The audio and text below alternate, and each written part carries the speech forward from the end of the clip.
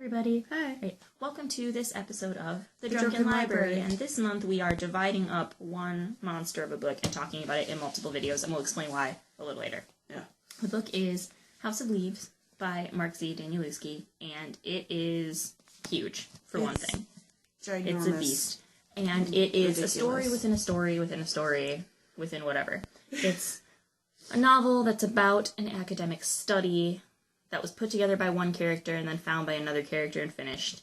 And it's about a documentary. Documentary, which is about a house that keeps changing itself. Like physically. Physically altering itself. It's bigger on the inside, which was what attracted me to it, because I'm definitely a Doctor Who fan. Family living in the house, everything starts out normal. They're just recording their lives because they want to record their lives. Basically, if they're settling down in the country and they want to, document the process. And they go away for a weekend, and they come back, and there's this extra room. It's like a closet.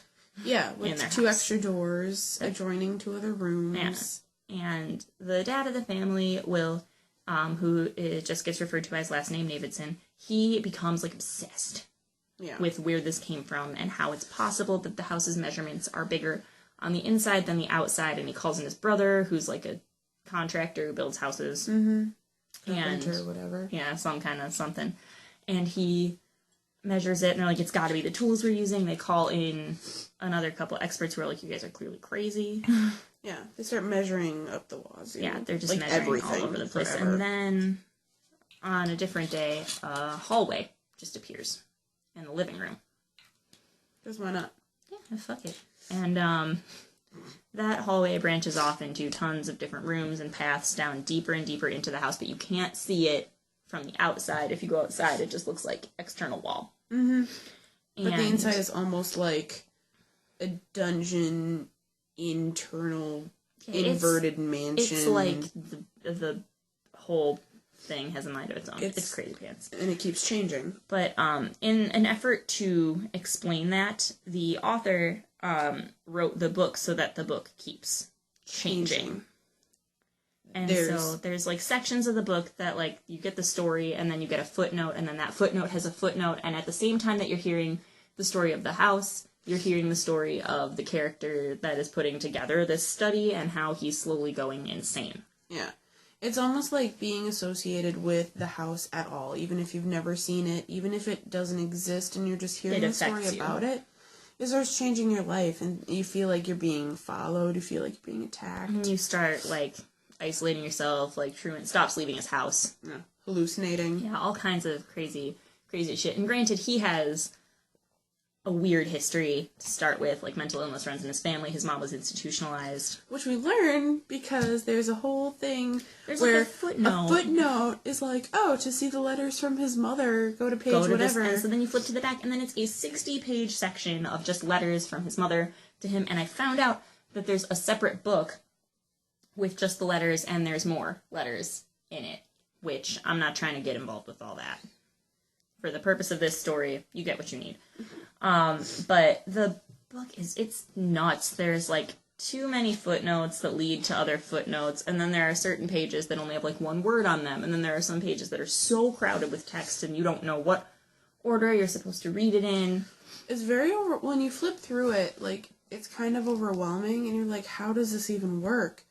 And it kind of explains itself as you go. Yeah, it tells you where you're supposed to go. That's part of the fact that there are footnotes, is they're numbered, and so there's you know where you're supposed to go. But then some of them, I was like, okay, so here's the thing that says there's a footnote, and I couldn't find it. Yeah, it's 4 pages later. It's way later, and there are certain footnotes that are in the middle of the page, and not at the foot of the page, and they go on for 20 pages of just the same footnote. And some of them are really useful, but some of them are not. They're just lists. Yeah. Just lists of either names or architectural styles or fixtures in a house, things that you don't need to understand the story. Yeah. It's not helpful. Not helpful at all.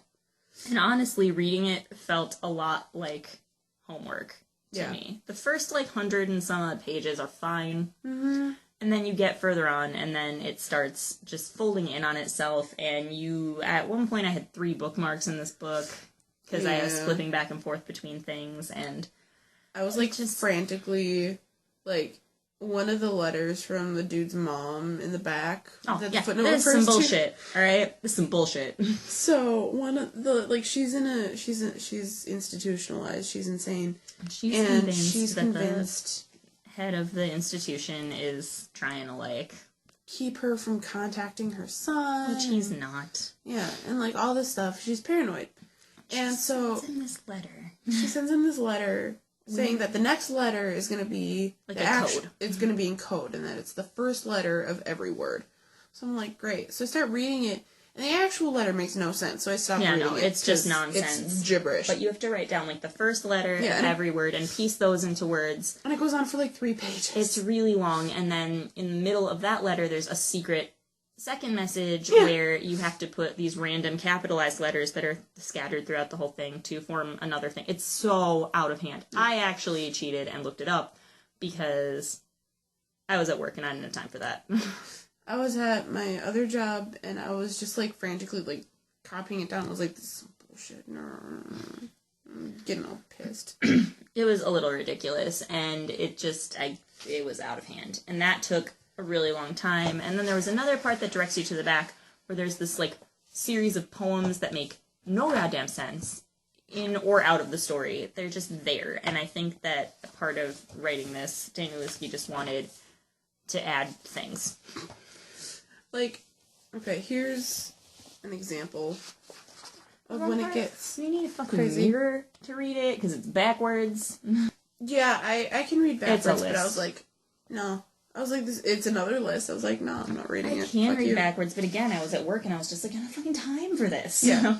So it's just like, and part of it is that the book is styled to seem like the house that keeps changing. So the book keeps changing, and I get that. It starts off simple, and it gets more and more complicated, and you're like, what's going on? And then it gets less complicated for a while, and then you're reading one word on the page. Should I find it? Whatever. It's just like a sentence that goes on for like 50 pages. It's absurd. Like, why? And that part I was glad for just because it was easier to read and I didn't have to think about it as much. But, like, if you flip the page too slowly, you lose track of what was just said. And I'm really enjoying the story. The story is so It's really good, but I'm having a really hard time getting sucked into the story because I'm too busy thinking about the book and how I'm supposed to be reading it. And I don't think it was entirely necessary. At least not so far. Maybe by the time we get to the end, because we're only like 238 pages in right now. Maybe by the time we get to the end, I'll feel like, oh, that really enhanced my experience. But right now, I just feel like I could read the story without this and feel okay about it. So yeah, it's like there's a lot.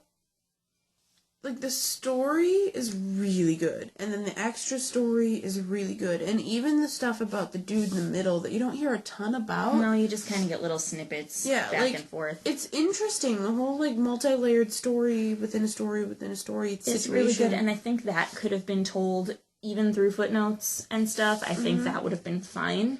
But the footnoting is a bit excessive, and even the footnotes themselves could be okay. If they were all necessary. Yeah. The extra, like, references to research done by one or the other researchers. Well, and the thing is, most of the sources that are listed in the book are made up. They don't exist. So it's just like, oh, reference this article from this magazine in 1998, and that's not real. No, it doesn't exist. I mean, the film itself doesn't exist. The house, obviously, it's a work of fiction, but, like, it's just kind of...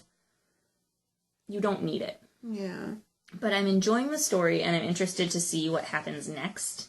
Right now, the house is going on a rampage, so... Yeah. We'll see what happens. I'm really interested to see how the interpersonal situations are going to work out. Because there's a lot of different characters that are interacting with each other in very different ways, and the deeper they go into the house, the more it starts to mess with their heads, and so they're starting to go a little nutty. Mm-hmm.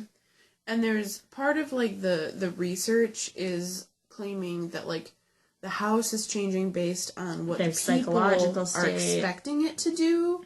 So it's like, is the house really changing, or are the people just changing? Like, hallucinating? Are they changing what is going on? Is it a back and forth? So we will see what happens. But that is our take on the first third of House of Leaves, and we'll be back next week for another video.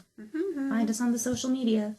Let us know if you've read this, if you felt like it was a little excessive, or what you think. Yeah. Right. If you loved it, or hated it, or whatever. Let us know down below. All right. Have a good day.